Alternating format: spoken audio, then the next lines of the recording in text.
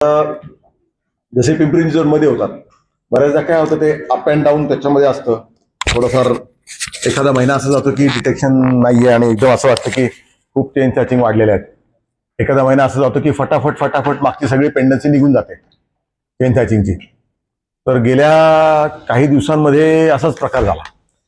तो टेम्पो असा बिल्डअप होत गेला. चेन सॅचिंग खूप झालं नाही, पण वारंवार त्याने एक आठवड्याभरात एखादी, लगोलग एक झाली की दुसरी, अशा करत करत करत चेन सॅचिंग आमच्या जवळजवळ 8 ते 9 ना जवळपास बिल्ड होत गेल्या आणि डिटेक्शनचं कुठल्याही प्रकारचं काही आम्हाला सक्सेस मिळत नव्हता. ते एक सांगवीची चेन सॅचिंग होती. त्याच्यामध्ये युनिट 2 ला आम्ही थोडंसं सांगितलं होतं की युनिट 1 ला डिटेक्शनच्या साठी मागे लागून जरा थोडंसं पळापळ करायला सांगितली होती. तर एकच आहे चेन सॅचिंगचं म्हणजे सीसीटीव्हीचं फुटेज. आता सीसीटीव्हीच्या फुटेजमध्ये हेल्मेट असेल तर चेहरा दिसत नाही, मात्र मुवमेंट दिसून येते. मग त्याच्यामध्ये फक्त फार ते पेन स्टेकिंग काम असल्यामुळे मुवमेंट बघायचं असेल कुठून कुठे गेला तर त्याच्यासाठी खूप मोठ्या प्रमाणावरती कॅमेरांचं हे करावं लागतं. तर त्या केसमध्ये करत असताना आमचे जवळजवळ एक मला असं वाटतं 150-200 कॅमेरा, 150 ते 200 सीसीटीव्ही फुटेजेस आणि सीसीटीव्ही कॅमेरा सापडलेले. चेक तर भरपूर केले असेल, त्यातले बंद अर्धे अर्धे वर्किंग नाही. प्रायव्हेट मधले त्याचं तेवढं रेझोल्युशन नसेल, त्याचं फोकस तेवढा नसेल. असं करत करत हळूहळू हळूहळू ते पुण्याच्या दिशेने जाताना दिसलं आणि शेवटी ते बाणेर भागामध्ये कॉन्सन्ट्रेट झालं. आता बाणेर भागामध्ये कॉन्सन्ट्रेट झाल्यानंतर जवळजवळ युनिट 1 ची टीम, त्याचा चेहरा नव्हता परंतु त्याचा पेहराव, लकब आणि गाडीची पद्धत, चालवण्याची पद्धत याच्यावरनं त्यांनी झिरो इन केलं होतं की हा माणूस असू शकेल. त्याचं लोकेशन वगैरे वगैरे काय आम्हाला कळत नव्हतं. म्हणजे ओल्ड टाइम पोलिसिंग टाईप झालं. 3 ते 4 दिवस बाणेरला 24/7 थांबून राहिले, काही मिळायला तयार नाही. शेवटी असं लक्षात आलं की तिथे सुद्धा तो विशिष्ट ठिकाणी वेळी येतोय आणि चेन सॅचिंग करायचं काहीतरी त्याच्या डोक्यात दिसतंय. त्यानुसार सकाळी 7-7:30च्या दरम्यान आमच्या लोकांनी पुन्हा त्याचा ट्रॅप लावला. याच्यामध्ये स्वप्नरंजन अतिशयोक्ती काहीच नाही, मी सांगतो त्याच्यामध्ये, किंवा ते पत्रकारांना सांगण्यासाठीची भाषा पण अजिबात नाही. लिटरली असंच घडलं. ट्रॅप लावला.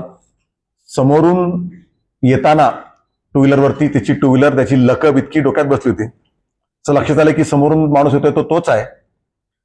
त्याला आता खाली उतरून, आमच्या मोटरसायकलवरचे 2 जवान आहेत, त्यांनी खाली उतरून त्याला पकडायचं हे शक्य नाही, तर त्याला समोर येताना डायरेक्ट हाताने धक्का दिला, खाली पडला आणि मग त्याला ताब्यात घेतला. ताब्यात घेतल्यानंतर त्याचं विचारपूस वगैरे करण्यात आली. विचारपूस केल्यानंतर हा पट्टीचा चेन सॅचर असं दिसला. पण तो रडारवर का नाही आला, तर तो जेलमध्ये असल्यानंतर 24ला जेव्हा बाहेर आला, इतर भरपूर कामं केले त्याने. गाडा टाक, कुठे काही गाडीवरती जा, कुठे गिग वर्कर म्हणून काम कर. ते नाही चालल्यानंतर त्याला दरम्यानच्या काळामध्ये बेटिंगचा शौक लागला, ऑनलाईन बेटिंगचा. त्याच्यामध्ये बऱ्यापैकी लॉस झाला. मग त्याच्या लक्षात आलं की हे काय करणं शक्य नाही, आपल्याला परत त्या ठिकाणी त्या पद्धतीनेच परत करावं लागेल. दरम्यानच्या काळात त्याच्या सांगण्यानुसार आहे, क्राईम पेट्रोलचे 1-2-3 भाग बघितले त्यांनी, त्याच्यामध्ये कशा पद्धतीने बेमालूमपणे चेन सॅचिंग करता येतं.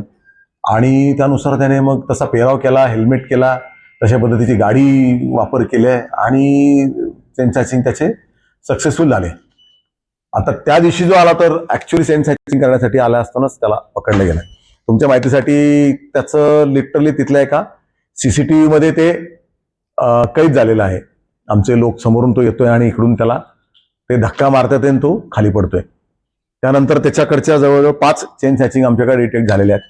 त्याच्यातली सांगवीची ज्याच्या मागे आम्ही होतो ती, दापोडी, तळेगाव, देवरोड आणि एक पुण्याची भारतीय विद्यापीठची. त्याच्यामध्ये साधारण 76 ग्रॅम सोनंचे सगळ्या चेन त्या रिकवर पण झालेल्या आहेत. त्याच्यात पूर्व इतिहास जो आहे त्याच्यावरती जुने पुणे शहरातले आणि हिंजवडीचे 2 असे 8 चेन सॅचिंगचे गुन्हे होते. हा म्हणजे प्रॉपर चेन सॅचरच होता. त्याने दुसरा मार्ग अवलंबायचा प्रयत्न केला, परंतु तो न झाल्यामुळे पुन्हा आहे त्याच ठिकाणी वळून तो पुन्हा चेन सॅचिंगकडे वळाला. आता पकडण्यापूर्वी तो 2 वर्ष झाला जवळजवळ चेन सॅचिंग करतोय. आता इतर काही गुन्हे त्याच्याकडे आहेत का, त्याच्यावरती आहेत का, याचा आम्ही तपास करतोय.